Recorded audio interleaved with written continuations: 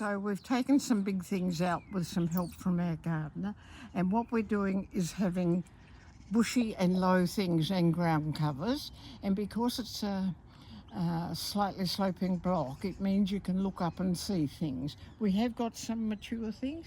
This is a blueberry ash that's native to King Island, Flinders, well, one of the islands. And we try and grow quite a few Tasmanian things. This is a flowering Leptospermum, and that flowers in the autumn. That's not Tasmanian, but that needs a trim. We've cut out quite a few things here. We had grevilleas along here. That was when we had drought, and then we had rain and they drowned. So they've gone, and we've got some tea trees in. Tea trees do very well in our block because we have a lot of water that sits in the soil. Most of these things are just fairly new, couple of years old, because what we had in there had got too big. And we like flowers, and one of the things that we asked a lady who helped us decide what to put in was we wanted birds to come. So we've put nectar producing plants in, which means we get a lot of little wattle birds who are aggressive and keep a lot of other small birds out, but we don't mind. We get a lot of New Holland honey eaters as well, and we get the lovely blue superb wrens. They come round our garden as well. We get eastern spinebills, but mainly New Holland honey eaters and the little wattle bird. And we like to put some ground covers in because that way it smothers the weeds. Weeds are always a problem. This double cut gumbark is very good though, because it does smother the weeds, and we found we don't get quite so many weeds with that because it's on at about between 5 and 8 centimetres to go over the block.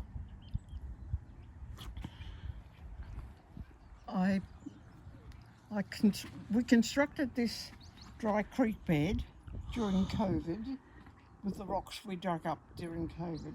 It's never flowed. One day it might. Asked our garden advisor was, could she suggest things that had different textures and different colours in their foliage. So we quite like variegated, which isn't everyone's choice, and we quite like purple and red flowered leaves, red coloured leaves.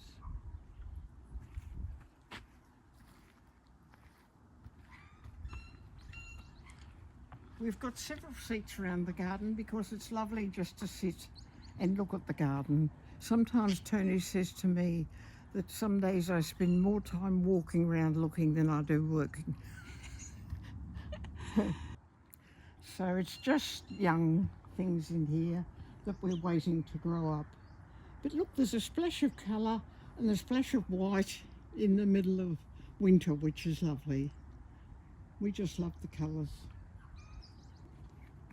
We don't have exclusively Tasmanian plants, as you can see. We like just Australian plants generally.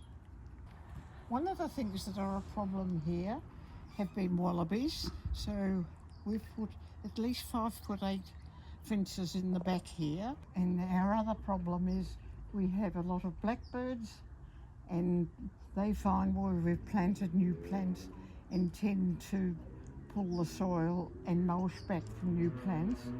So we usually put rocks around just to hold the soil down till things get established.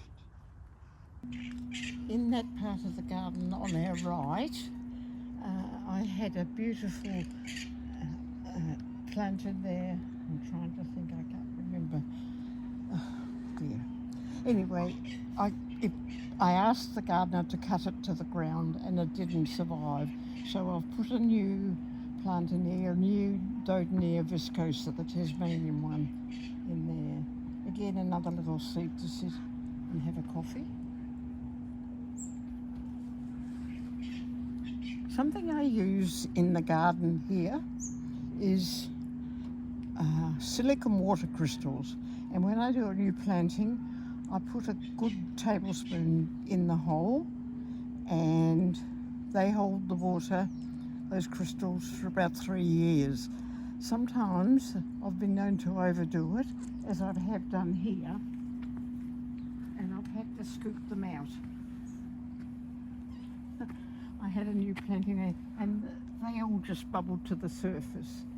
So I've got a little cushion bush here. About 4 years ago, we had Tasmania Australia-wide conference people came to this garden, and the interstate and overseas visitors were fascinated with our cushion bushes, Scleranthus biflorus, these little cushion bushes. Now, if where the wallabies have jumped in sometimes, if we've left the gate open, you'll see dents in them, and I've persuaded the grandchildren not to walk in them.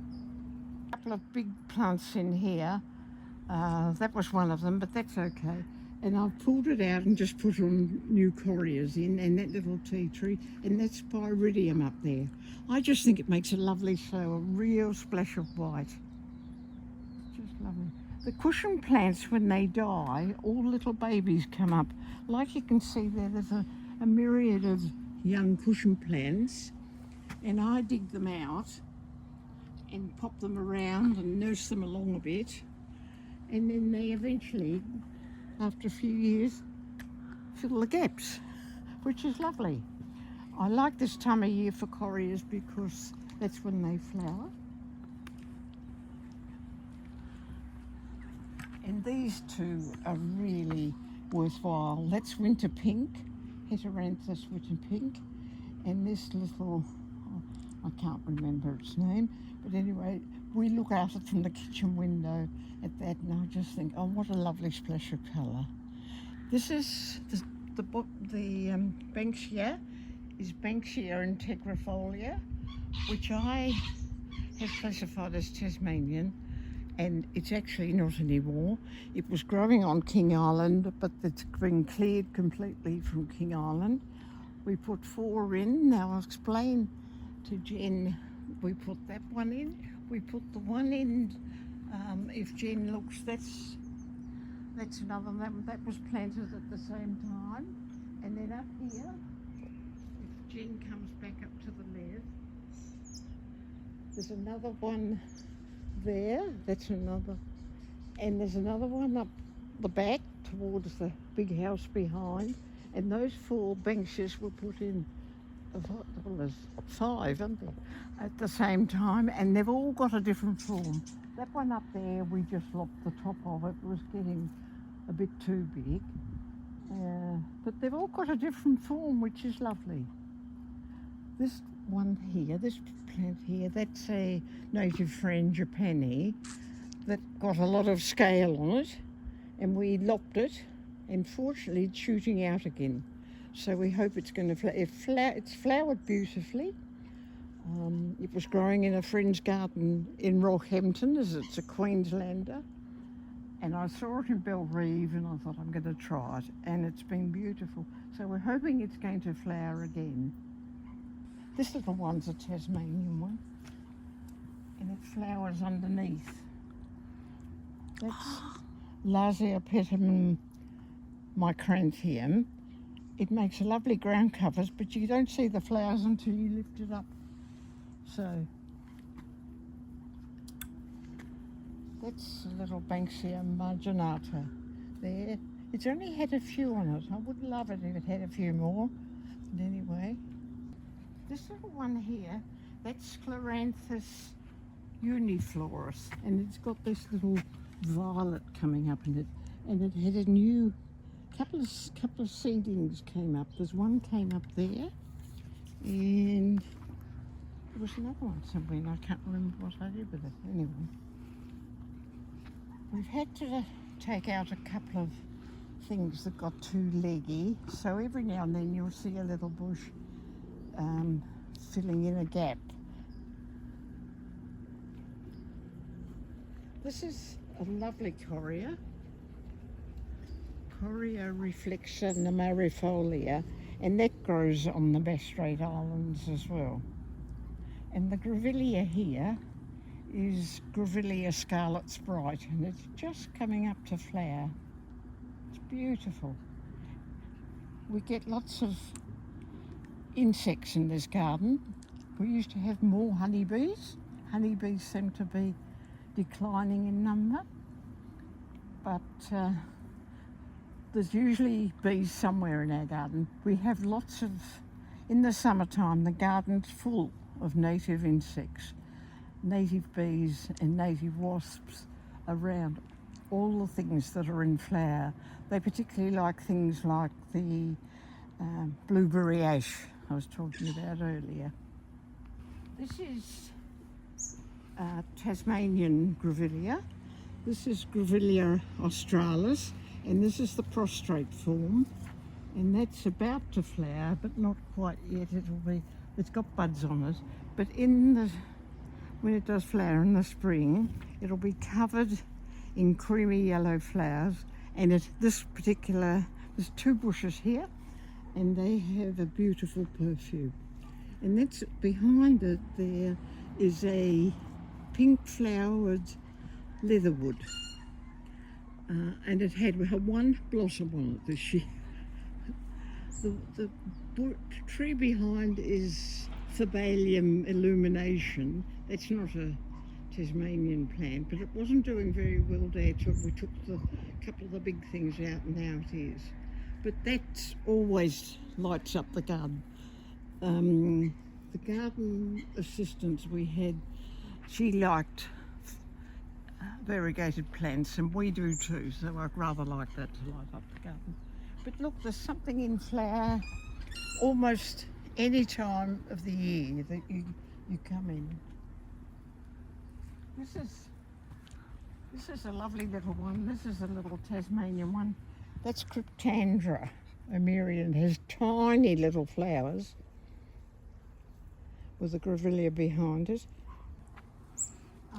Under the Hardenbergia here is a stump of a Eucalyptus tenuramus that got absolutely huge and was dropping large branches on our next door neighbour. And his house insurance had been put up because of it. And we had an arborist in every year to trim anything off that he thought might drop. But in the end, he said it had borers in it, and it's less than 3 metres from the boundary. And really, it was not legal anymore. It was a beautiful tree, but it had to be cut down. And so over that stump, we've put in a white Hardenbergia with a purple one, and over there, but the white one seems to dominate. The pink flower there is a hakea that should flower in the spring, but it's decided the warm weather was enough for it to have some flowers. The Pomaderus electrita here is going to be lovely when that flowers in the spring. We've renovated here. What we had here had got too big and had flopped down the hill. So with the help of our gardener, we've had to take out a couple of plants that were at the back. A bottle brush has gone, and a couple of ground cover have gone that were flopping down. So I'm going to have to replant here, and what we'll put in is just some low bushes that we can manage. This is a beautiful Tasmanian, I've left rubbish here. A beautiful Tasmanian Philotheca varicosa, and that's a pink form, and that's absolutely beautiful. I love that. That's the white one, but it hasn't flowered as much. It was overshadowed by the plants behind it. Whereas this one's it's so dainty and pink. And again, Coriander marifolia, but again sprawling over. and we have compost up there. That there is Tasmanian calitris oblonga. No, I don't know. Oh, I haven't got it right. It's Tasmanian gymnosperm, and along the back there, I've got some Coria lawrenceana and a bottlebrush, a Tasmanian white bottlebrush. Well, now they're called Melaleuca pallida. And as you can see, I've got a seat there. So we're just going to have some bushes here and a few more ground covers so we can see the view. Tony has 3 compost bins along the fence line there, and he rotates them. So when we plant, put any new plants into 30% compost, homemade, 30% gumbark, composted, and 30% of the natural soil. So that's the start they give. When we just planted into the soil, we found things got waterlogged. This little ground cover, Banksia, is Banksia blacknifolia, and that's lovely. I love that. We had this little ground cover here is a little Tasmanian yellow flower ground cover that came all around here. Pultonea, it's former gold ground cover Pultonea, but eventually it died off. You see, I've chopped back here. Some of our things just got away from me, so I've cut them back quite severely, but they're Phyllosthecas that are all shooting out. We had some eucalypts along the back fence, and before we moved in, a previous neighbour had poisoned them.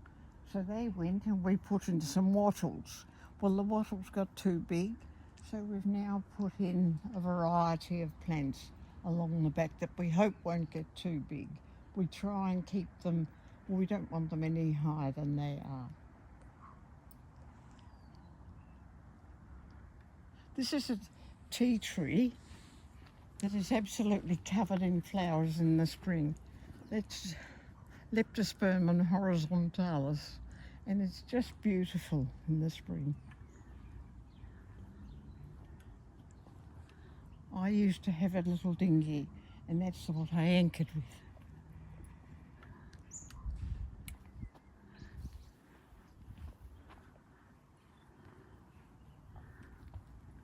We had some large plants along here that were unmanageable, and we took them out and put this path in so that we could get along and access the existing garden. Can I ask you, what does the garden mean to you? Pardon? What does the garden mean for you? The garden means relaxation, it means my love, it means my life, and it means nature. I just love the way, if I get my hands into the soil and the plants, I feel relaxed because I have an anxiety issue, and it works better, I'm sure, than any medication.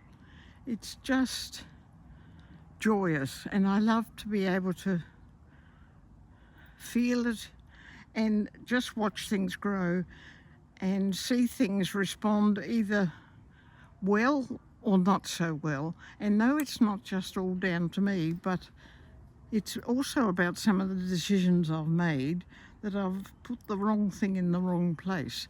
So it means I've got to think about what I'm doing as well. So it means I can plan. So that takes me out of my anxiety into some research, and then when I put the research into operation and it succeeds, I'm thrilled, and if it doesn't, I just think, well, you know, I did the wrong thing there, that was the wrong thing, or the season wasn't right, so I start again. garden labourer who has to pick up all the bits and pieces that after they've been pruned and a few things. But Pam will come out, pull a few weeds out and just leave them there, like we showed over there. They've got to pick them up afterwards. In the end, we had to put a little bit of mesh in a couple of spots to stop the bandicoots getting in too, because what they like to do is look under new plantings and dig them up for, they're digging up for fungi usually, or little grubs, but they dig the plants up in the meantime, so the plants were dying too. We love the bandicoots. What we found bandicoots absolutely love, and this was Bonarong suggested this to us, put a trail of sultanas out the gate and I'll go out. Well, in the end, I'm afraid we had to put sultana buns in the trap and catch them and relocate them. We've got a place called Bandicoot Park, straight opposite here, and we've had strict conversation with these bandicoots. 15 we caught in 1 week, to go back and stay in Bandicoot Park. Forest with all this land, and we're looking for something a bit smaller, but whether we'll find anything, we don't know. It's that we're looking anyway. But that'll start another garden if that's the case. Probably somebody else who will get another native garden going. But what will happen to this one if we sell it? Well, I reckon the developer will rip everything out and put a couple of units up the back here.